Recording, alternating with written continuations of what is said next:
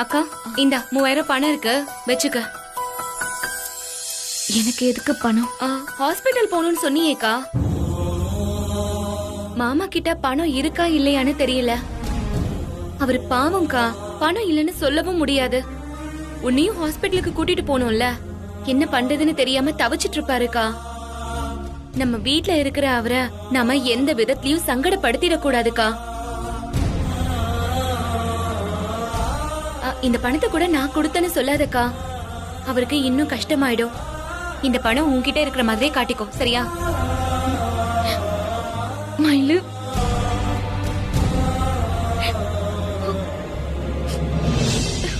அக்கா என்னாச்சுக்கா? மாமா கிட்ட பணம் இல்லைன்னு எனக்கும் தெரியும்டி. நேத்து ராத்திரி நான் உன்கிட்ட பணம் கேட்கணும் தான் நினைச்சேன். அம்மா பண்ண டென்ஷன்ல கேட்க முடியாம போயிடுச்சு. எனக்கும் சூழ்நிலை சரியா அமையல. ஆனா இப்ப என் தேவை புரிஞ்சு நீயே கொண்டு வந்து குடுக்கற. என்னதான் இன்னொரு அம்மான்னு சொல்லுவ, இப்போ என் கண்ணுக்கு நீ தாண்டி அம்மாவா தெரியுற. அக்கா என்னக்கா நீ ஒண்ணும் இல்லாத விஷயத்துக்கு போய் பெரிய பெரிய வார்த்தையெல்லாம் பேசுற? இல்லடி, ஒருத்தியோட சம்பளத்தை வச்சு குடும்பத்தை ஓட்டுறதே கஷ்டம். இப்போ நாங்களும் இங்க வந்து உன் சுமையை அதிகமாக்கிட்டோம். அது போதாதுன்னு இப்போ என் ஹாஸ்பிட்டல் செலவும் சேர்ந்துருச்சு. எல்லாத்தையும் உன் தலைமையில ஏத்தி உன்னை கஷ்டப்படுத்துறோமோன்னு சங்கடமா இருக்குடி. அக்கா அப்படியெல்லாம் எதுவும் இல்ல. நீ வேற வீட்டுக்கு போயிட்டாலும் என்னைக்குமே இந்த குடும்பத்துல நீ ஒருத்திதான். உனக்காக குடும்பத்தையே உதறிட்டு வந்த மாமாவும் நம்ம குடும்பத்துல ஒரு ஆளுதான்க்கா. நம்ம வீட்டு மனுஷங்களுக்காக நான் செலவு பண்றதுல என்னக்கா இருக்கு? அம்மாவுக்கும் கையில அக்காவுக்கும் ஏதாவது ஒண்ணுனா நான் பார்க்க மாட்டேனா? அப்படிதான்க்கா இதுவும். இதுக்கு போய் நீ சங்கடப்படுவியா? இது உன் வீடுக்கா. கல்யாணமாகி போகிற வரைக்கும் நீ இந்த வீட்ல எப்படி இருந்தியோ அதே உரிமையோட தான் எப்பவும் இந்த வீட்ல இருக்கணும். அக்கா, மாமாவே சங்கடப்பட்டாலும் நீதான் அவருக்கு புரிய வைக்கணும். அத விட்டுட்டு நீயே நம்ம வீட்டை அந்நியமா நினைச்சுக்காத, புரியுதா? சரிக்கா, டைம் ஆச்சு, நான் கிளம்புறேன். நீ அம்மா கிட்ட சொல்லிடு. மயில, டாக்டர் ஃபீஸ் எவ்வளவு ஆகும்? நானே சொல்லணும்னு நினைச்சேன்க்கா. ஃபீஸ் 300 ரூபா தான். டெஸ்டுக்கு மத்தபடி மருந்து வாங்குறதுக்கெல்லாம் மீதியை வச்சுக்கோ.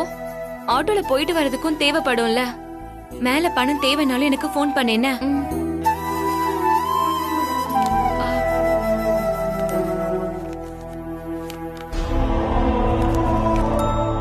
இந்தா, இதையும் சேர்த்து மாமா கிட்ட கொடுத்துரு.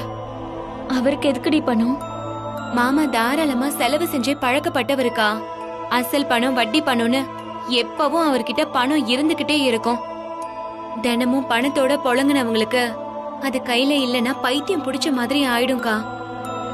நம்ம நிலைமை இப்படி ஆயிடுச்சேன்னு அதையே நினைச்சு நினைச்சு வருத்தப்பட்டுக்கிட்டே இருப்பாருக்கா. மாமாவுக்கு அந்த வருத்தம் வந்துடக்கூடாதுக்கா. அவரு எப்பவும் போல சந்தோஷமா இருக்கணும். அவர் இருந்த இடத்துக்கு இந்த பணம் எல்லாம் ரொம்ப சின்ன காசுதான். வெறும் கையோட இருக்கிறதுக்கு இதாவது கையில இருக்கட்டுமே. அவரு தேவைக்கு ஏதாவது செலவு பண்ணிப்பாருல்ல. எனக்கு என்ன சொல்றதுன்னே தெரியலடி. எங்களை பத்தி யோசிக்கிறதுக்கு எங்களுக்கே நேரம் சரியா இருக்கு. ஆனா நீ எப்பவும் மத்தவங்களை பத்தியே யோசிக்கிற. உன்னால முடிஞ்சதை செய்யணும்னு நினைக்கிற.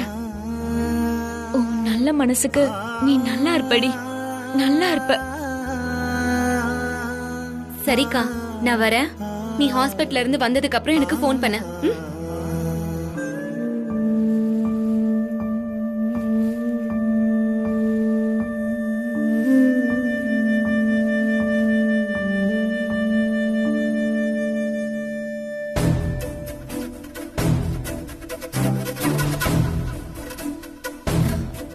என்னங்க, மயிலு என்கிட்ட நான் எல்லாத்தையும் கேட்டுதான் இருந்த மலர். அவ எனக்காக பேசினது கூட பெரிய விஷயம் இல்லைங்க. வார்த்தைக்கு வார்த்தை உங்களுக்கு எந்த சங்கடமும் வந்துடக்கூடாதுன்னு சொன்னா பாத்தீங்களா? யாருமே அந்த மாதிரி யோசிக்க கூட மாட்டாங்க. இப்படி ஒரு தங்கச்சி கிடைக்க நான் கொடுத்து வச்சிருக்கணுங்க. அவ நம்ம மனுஷங்கன்னு உரிமையா சொல்றப்போ நாமளும் அதுக்கேத்த மாதிரி நடந்துக்கணுங்க. சீக்கிரமா நீங்க ஒரு வேலையை தேடிட்டு இந்த குடும்பத்தோட பாரத்தை மயிலோட சேர்த்து தாங்கணுங்க. அம்மாவும் மயிலும் அதை எதிர்பார்க்க மாட்டாங்க. ஆனா நாம அதை செய்யறதுதான் நியாயமா இருக்குங்க. அதான் நமக்கு கௌரவம் கூட. என்ன மலரு, நீயும் இப்படி பேசுற? இதையெல்லாம் நீ சொல்லணுமா? எனக்கும் பொறுப்பும் மனசாட்சியும் இருக்கு. நாம ஹாஸ்பிட்டல் போயிட்டு வந்ததுமே இனிமே நான் வேலை விஷயமா தான் அலைய போறேன். இன்னும் 2 நாளைக்குள்ள எப்படியாவது ஒரு வேலையை பிடிச்சிருவேன். என்ன சரியா? நீ கவலைப்படாத. சீக்கிரம் போய் ரெடி ஆயிட்டு வா, நாம கிளம்பலாம். இந்தாங்க, இத வச்சுக்கோங்க.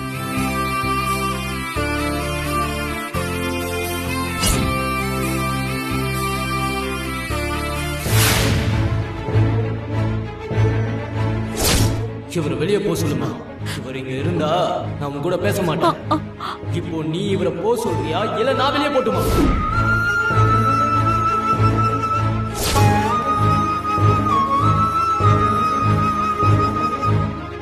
என்னங்க, அவன் ஏதோ கோவத்துல பேசிட்டான். அதை நினைச்சு நீங்க வருத்தப்படாதீங்க. எப்படி வருத்தப்படாம இருக்க முடியும் கஸ்தூரி? நானும் மனுஷன் தானே, எனக்கும் மனசுன்னு ஒன்று இருக்குல்ல. வெளியில சகஜமா காட்டிக்கிட்டாலும் உள்ளுக்குள்ள வலிக்குது கஸ்தூரி. உனக்கே என்னை பத்தி தெரியுமே, நான் ஒரு ஸ்ட்ராங்கான போலீஸ்காரன் தான். ஆனா ரொம்ப பலவீனமான அப்பண்டி. என்னோட ஒரே வீக்னஸ் என் பையன்தான். அவனே என்னை புரிஞ்சுக்கலங்கும் போது ரொம்ப வேதனையா இருக்கு கஸ்தூரி. அக்யூஸ்டுகளை விட்டுட்டு போறதுக்காக 1000 முறை நான் இங்க வந்திருப்பேன். பையனை பார்க்கணும்னு வந்த பெத்தவங்க இங்க உக்காந்து இருக்கும் போது நானும் பார்த்திருக்கேன். அவங்க முகத்தையெல்லாம் பார்க்கறப்ப ரொம்ப பாவமா இருக்கும். அவங்களோட நிலைமை எனக்கு என்னைக்கும் வந்துடாதுன்னு ரொம்ப திமிரோட இருந்தேன். ஆனா இன்னைக்கு தோத்து போன ஒரு அப்பனா என்னை இங்க நிக்க வச்சிட்டானே என் புள்ள.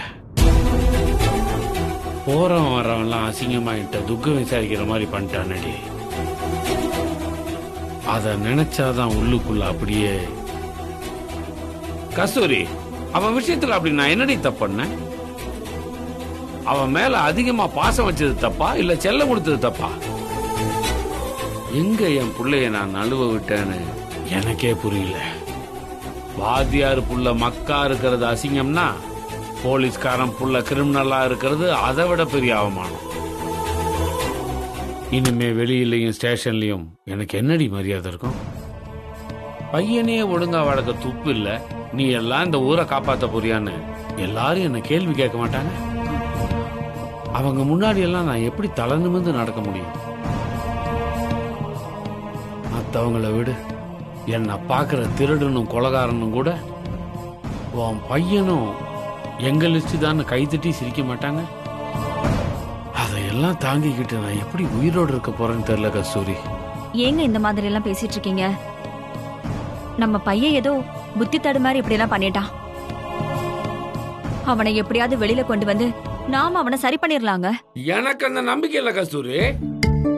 ஏன்னா பிரச்சனை என் பையனோட புத்தியில இல்ல, நான் செஞ்ச பாவத்துல இருக்கு. பையன் தான் எனக்கு வாரிசா வரணும்னு தங்கம்மா பிறந்த 3 பொண்ணுங்களை நான் தூக்கி எறிஞ்சிருக்கேன். அதை விட கொடுமை, கடைசியா பிறந்த பொண்ணோட முகத்தை கூட பார்க்காம ஈவு இறக்கமே இல்லாம தொலைச்சிடுன்னு சொல்லியிருக்கேன். சுசீலாவுக்கு என் 3 குழந்தைகளுக்கு செஞ்ச பாவம் தான் என் பையனை கிரிமினலா மாத்தி என்ன சுத்தி சுத்தி அடிக்குதுன்னு நினைக்கிறேன். பையன் தான் எல்லாமே நினைச்சு பொண்ணுங்களை வெறுத்தம் பாரு. எனக்கு இந்த தண்டனை தேவைதாண்டி. எனக்கு இந்த தண்டனை தேவைதான்.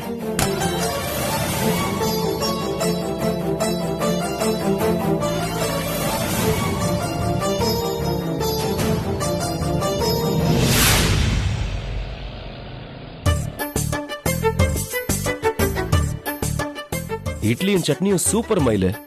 ஸ்டார் ஹோட்டல்ல கூட நான் இவ்வளோ சூப்பரா சாப்பிட்டதே இல்ல. டிஃபனை சாப்பிட்டுட்டு அதுக்கப்புறம் சூடா ஒரு காஃபி சாப்பிடலன்னு வையேன், அது வயிற்றுக்கு செய்யற துரோகம். ஒரு டபுள் ஸ்ட்ராங்கா ஒரே ஒரு ஃபில்டர் காஃபி எங்க அனுப்ப பாப்போம் ப்ளீஸ். போ போ போ போ போ போ போ. ஓகே, காஃபி வந்துடும். நல்ல டிஃபன், சூப்பரா இருந்தது. இன்னும் ஒரே ஒரு காஃபி.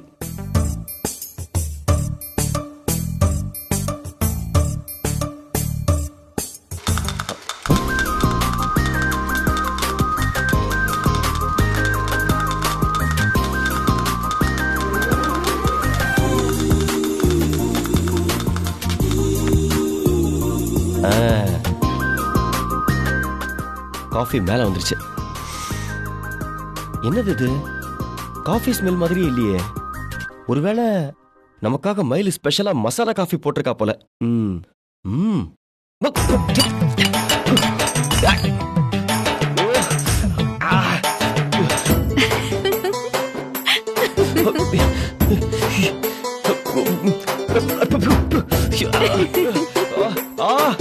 தண்ணி. மாடியில இருந்துகிட்டு மயிலுக்கு பொம்மை விடு தூது நடக்குதா? இந்த மிளகா பொடி ட்ரீட்மெண்ட்டுக்கு அப்புறம் பொம்மை எப்படி கீழே வருதுன்னு நானும் பாக்குறேன். வணக்கம் சார். வா குருமூர்த்தி, உட்காரு.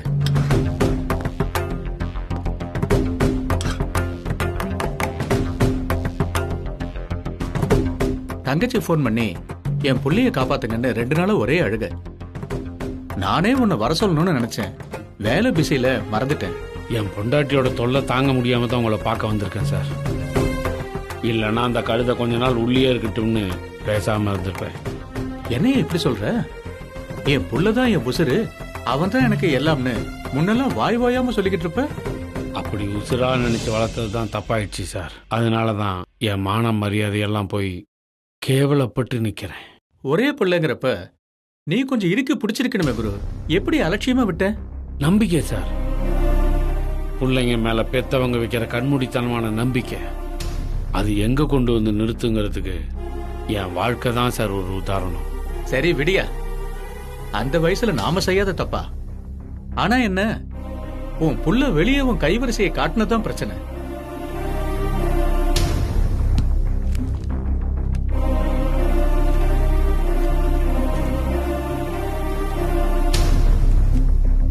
ஆயிரம் தப்பு பண்ணிருக்கலாம் சார்.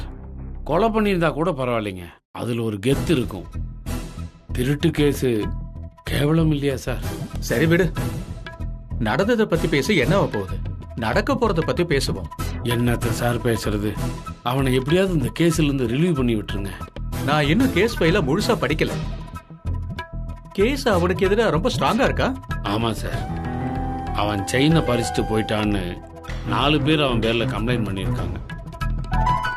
திருவிழாவில் அவன் செயின் அடிக்க அட்டன் பண்ணப்போ கான்ஸ்டபிள் மயில் அவனை ட்ராப் பண்ணி கையங்களமா பிடிச்சிருக்கா சார். நகை போட்டிருந்தவளும் ஒரு கான்ஸ்டபிள் தான் சார். செயின் பறிக்கிற கும்பலை பிடிக்கிறதுக்காக தான் நாங்கள் தான் அந்த கான்ஸ்டபிளுக்கு நகையெல்லாம் போட்டு அனுப்பிச்சோம். நாங்கள் விரிச்ச வலையில கடைசியில் என் பிள்ளையே சிக்குவான்னு நான் எதிர்பார்க்கல சார். கவலைப்படாதையா, பாத்துக்கலாம். நீ முதல்ல ஒரு நல்ல வக்கீலா பிடிச்சு ஜாமீன்ல பெட்டிஷன் போடுற வேலையை பாரு. என் சைல நான் அதை அப்போஸ் பண்ணாம விடுறேன். முதல்ல ஜாமீன்ல வெளியே கொண்டு வந்துட்டு அப்புறம் கேஸ உடைக்கிற வழிமுறையை கண்டுபிடிக்கலாம். சரிங்க சார். நீ ஏற்பாடு பண்ற வக்கீல ஸ்ட்ராங்கா பேச சொல்லு. அவனுக்கு எந்த கிரிமினல் பேக்ரவுண்டும் இல்ல, ஒரே புள்ள வேற. அவன் வயசையும் கன்சிடர் பண்ணி ஜாமீன் கொடுக்கணும்னு கேட்க சொல்லு. சரி. கம்ப்ளைண்ட் கொடுத்தவங்க கிட்ட காம்ப்ரமைஸா பேசி கேஸ வாபஸ் வாங்க சொல்லு. செயினை கொடுத்துறோம், இல்லனா அதுக்கான அமௌண்ட்டை கொடுத்துறோம்னு பேசி பாரு. உனக்கு தெரியாத வழிமுறையா?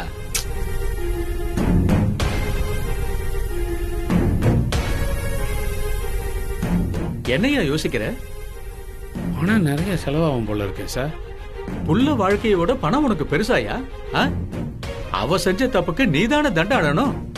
அவன் சந்தோஷத்துக்காக நிறைய கணக்கு வழக்கு பார்க்காம செலவு பண்ணியிருக்கான் சார். அவன் முன்னால பணமெல்லாம் எனக்கு ஒரு பெரிய விஷயமே இல்லை சார்.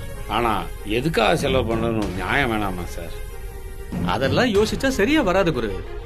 இதுவரைக்கும் அவனுக்காக செலவு பண்ணதெல்லாம் விட்டுரு. இனிமே அவன் வாழ்க்கையும் எதிர்காலமும் நல்லா இருக்கணும்னா நீ இதை செஞ்சுதான் ஆகணும். உன் புள்ளைய பிடிச்சவளும் உன் ஸ்டேஷன் ஆளுதான், சாட்சியா இருந்தவளும் உன் ஆளுதான். அவங்க 2 பேரும் ஆளை மாத்தி பிடிச்சிட்டோம், முகத்துல மை தடவி இருந்ததால அடையாளம் தெரியலன்னு ஒரு பல்ட்டி அடிச்சிட்டாங்கன்னா இந்த கேஸ ஒண்ணு இல்லாம பண்ணிடலாம். அதில் ஒரு சிக்கல் இருக்கு சார். செயினை பறி கொடுத்தவங்கள கான்ஸ்டபிள் மயிலோட அம்மாவும் ஒருத்தி. எனக்கும் மயிலுக்கும் எப்பவும் ஆகாது. அவள் அம்மா நான் சொல்கிறதெல்லாம் கேட்டு கம்ப்ளைண்ட்டை வாபஸ் வாங்க மாட்டாங்க சார். நீயே ஒரு கிரிமினலான ஆளு, உனக்கு நான் இதெல்லாம் சொல்லி தரணுமா? கால்ல விழுந்தாது கம்ப்ளைண்ட்டை வாபஸ் வாங்க வச்சிரு. வக்கீல மட்டும் கரெக்டான ஆளை பிடிச்சுக்க. அவன் பாயிண்டா அடிச்சு குழப்பலன்னா எல்லாமே சொதப்பிடும். சரிங்க சார். என்னையா ஏதோ நம்பிக்கை இல்லாம தலையாற்ற மாதிரி இருக்கு? அப்படியெல்லாம் இல்லை சார். எனக்கு போய் இப்படி ஒரு நிலைமை வருமேன்னு நான் எதிர்பார்க்கவே இல்லை சார். பையன் வேணும் தவம் இருந்து ஒரு தருதலையை பெற்று போட்டு இன்னும் என்னென்னலாம் அனுபவிக்க போறோம்னோ தெரியல சார். சரிங்க சார், ஒரு நல்ல வக்கீலாக பார்த்து ஃபிக்ஸ் பண்ணிட்டு நான் உங்களுக்கு ஃபோன் பண்ணுறேன். வரேன் சார். குரு சார், ரொம்ப சலிச்சுக்காதையா. உனக்கு இருக்கிறது ஒரே புள்ள, அவனுக்காக இல்லைன்னாலும் பெத்த வயிறு கதறத பார்க்கும்போது கஷ்டமா இருக்குல்ல. காக்கிய துணியோட வரப்பெல்லாம் இதுல காட்டாத. சரிங்க சார். ம்.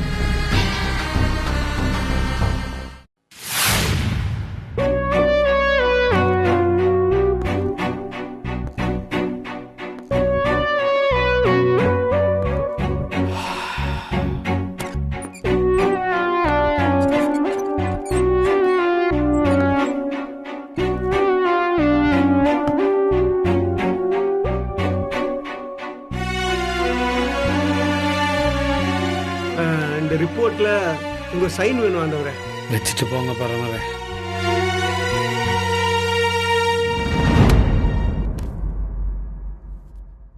தம்பியை பத்தி நினைச்சிட்டு இருக்கீங்களா ஆண்டவரே?